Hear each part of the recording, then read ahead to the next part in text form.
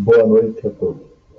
Hoje quero trazer uma reflexão sobre algo que atravessa a vida de todos nós: o amor e os laços afetivos, em especial como eles são vividos em nossa época, marcada por encontros rápidos, vínculos frágeis e, muitas vezes, pela lógica do descarte.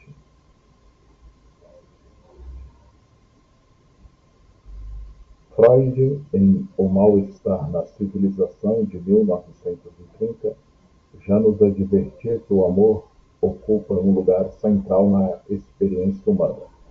Para ele, o amor é uma das forças que sustentam a vida em sociedade, porque nos tira do isolamento narcísico e nos conecta ao outro. Freud chega a dizer que, sem amor, o sujeito seria condenado a viver apenas em função do princípio do prazer, voltado para si mesmo, fechado em seu próprio mundo pulsional.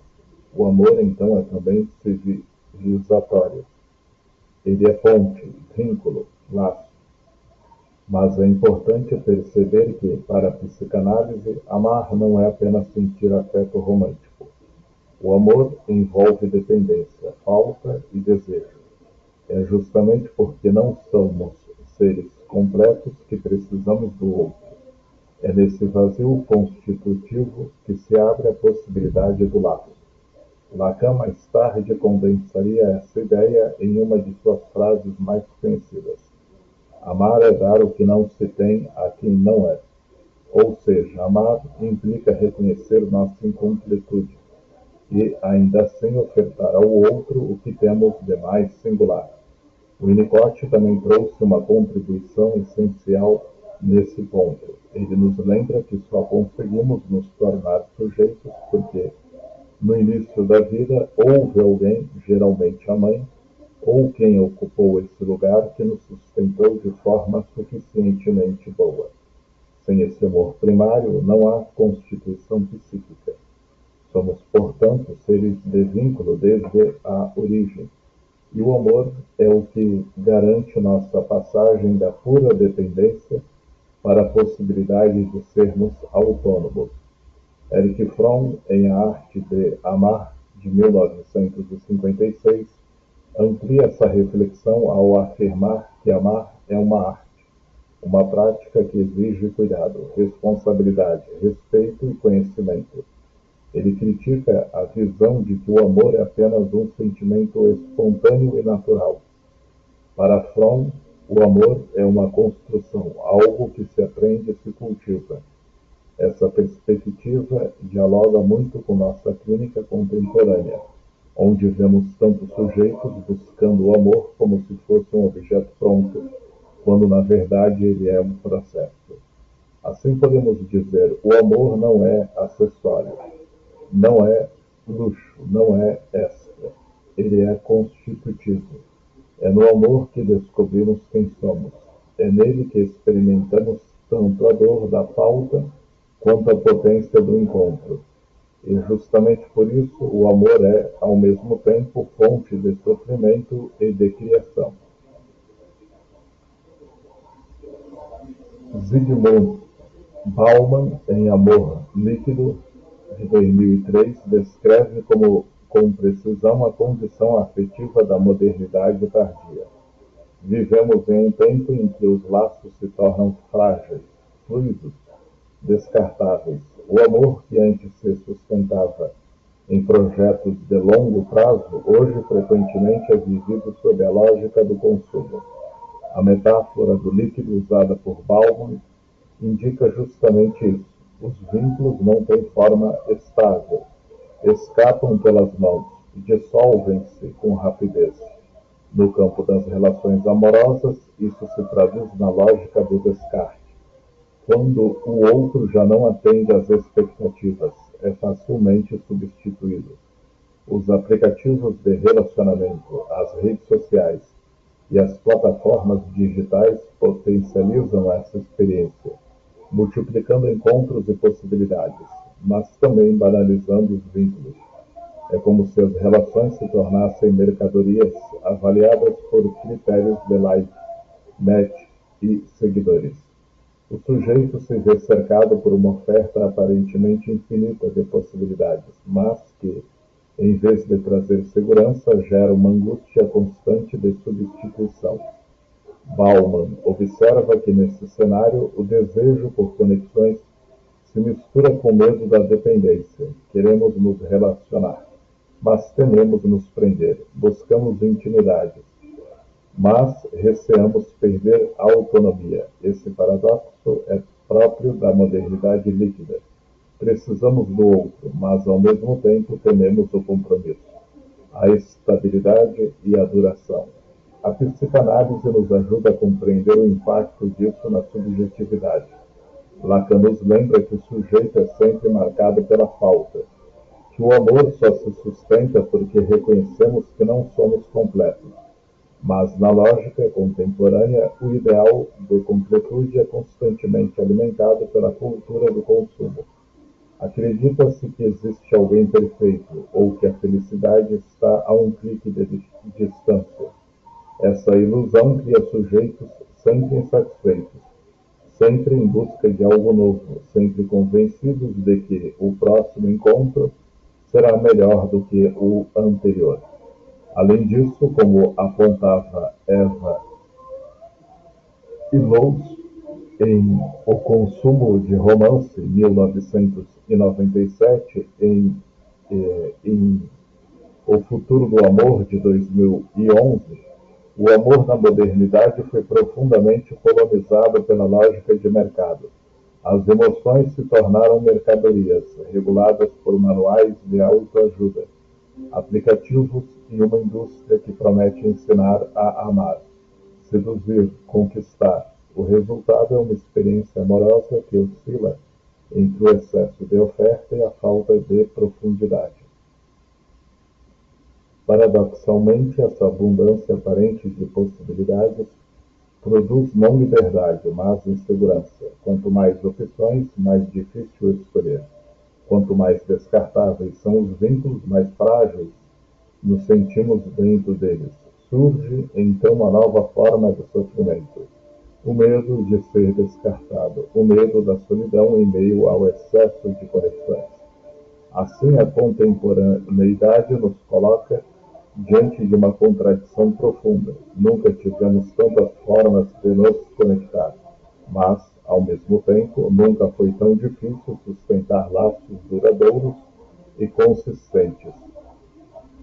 Se, por um lado, a tecnologia amplia nossas possibilidades de conexão, por outro lado, ela fragiliza a experiência do encontro real. Encontrar alguém implica risco de se expor, de se frustrar, de lidar com a diferença e com o imprevisto. No entanto, em uma cultura que valoriza a eficiência, a performance e o prazer imediato, o risco é visto muitas vezes como perda de tempo.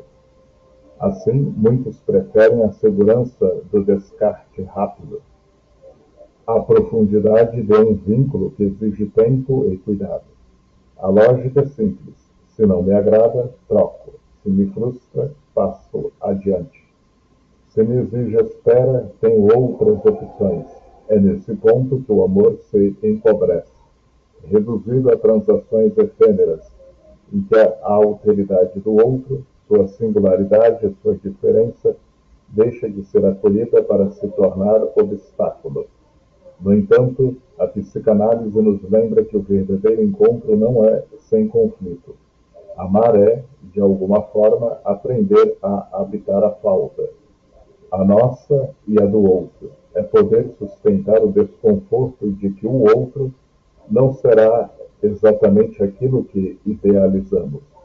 E mesmo assim escolher permanecer. Amar é abrir-se para a experiência de ser transformado pelo encontro, em vez de descartar o outro como se fosse um objeto defeituoso.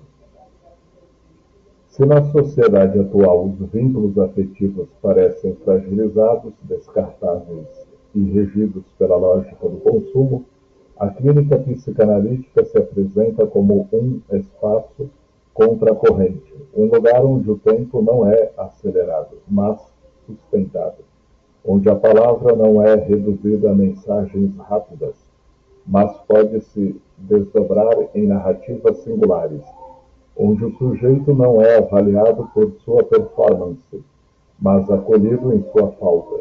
Na clínica, o analista não oferece promessas de amor perfeito, nem soluções prontas para os desencontros da vida. Ao contrário, ele sustenta espaço onde o sujeito pode se confrontar com seus modos de amar, com suas repetições inconscientes, com suas feridas que retornam disfarçadas em cada novo laço. É nesse confronto que algo novo pode emergir. Não a ilusão de um vínculo sem falhas, mas a possibilidade de amar sem precisar descartar diante da primeira frustração. A análise, nesse sentido, é também um laboratório de vínculos. A transferência, esse fenômeno em que o paciente deposita no analista afetos, expectativas e fantasias, permite que o sujeito reviva, reelabore e ressignifique suas formas de se relacionar. Aquilo que na vida cotidiana se repete como fracasso, na clínica encontra um espaço de simbolização, de elaboração. O Winnicott falava da importância do ambiente suficientemente bom. A clínica é, de certa forma, esse ambiente, um espaço protegido, mas não fechado, acolhedor, mas não sem limites. Ali o sujeito pode experimentar a confiança de ser escutado sem o risco do descarte imediato. Pode-se arriscar a falar de si, a revelar suas vulnerabilidades, a reconhecer que o amor sempre carrega falta, e ainda assim pode valer a pena.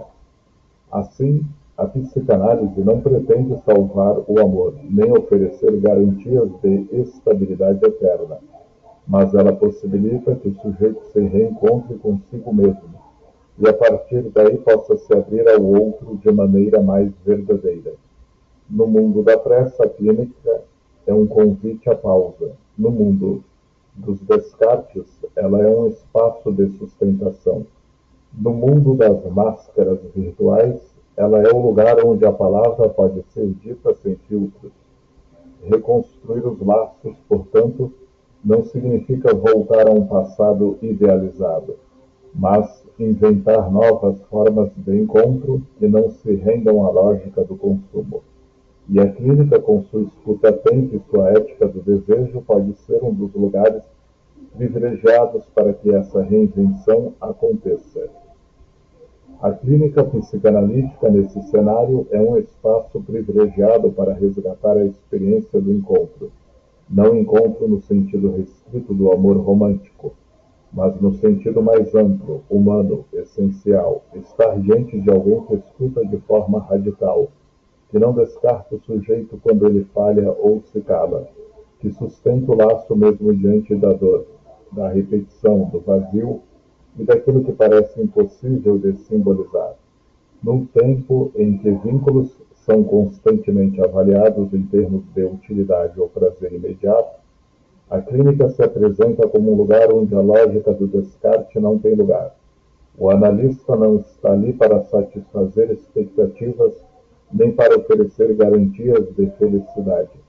Ele está ali para sustentar a palavra do sujeito, mesmo quando essa palavra vem truncada, interrompida, marcada por lapsos ou silêncios.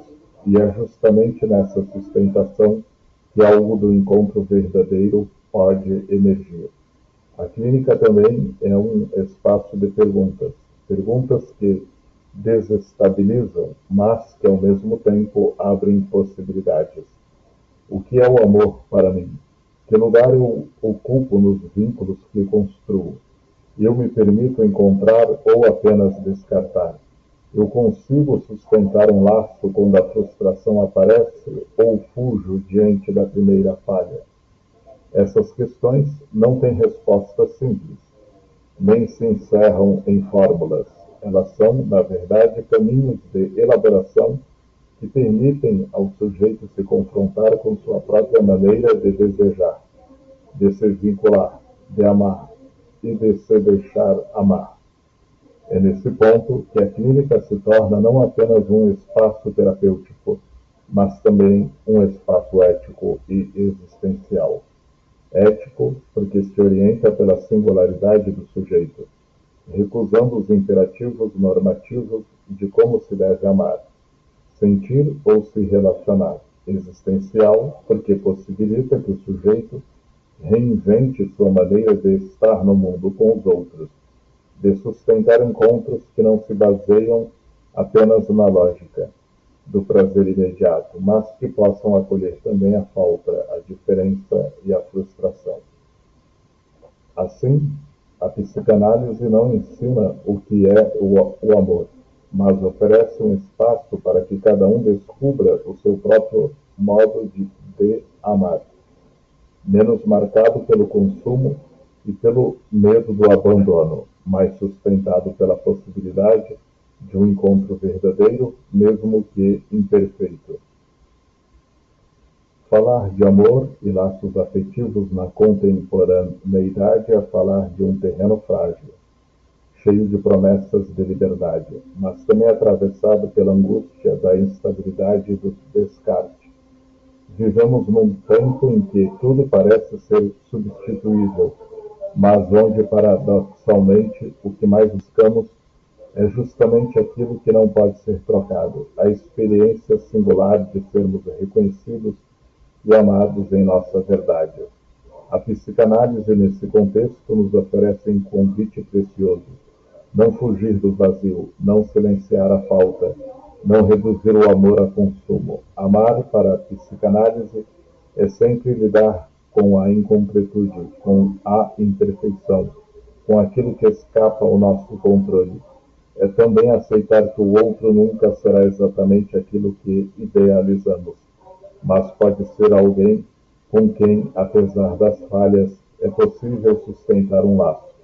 Se a cultura contemporânea nos empurra para o imediatismo e para o descarte, talvez a clínica e, mais amplamente, a escuta psicanalítica possa nos ajudar a reabrir espaço para o encontro. Um encontro que não é perfeito, mas verdadeiro, que não é eterno, mas que pode ser transformador. E é justamente nesse lugar de imperfeição que se encontra a potência do amor, pois, como dizia Lacan, amar é dar o que não se tem a alguém que não o é. Ou seja, amar é um risco, uma aposta, uma entrega que só faz sentido porque reconhecemos nossa incompletude e, mesmo assim, escolhemos caminhar ao lado do outro.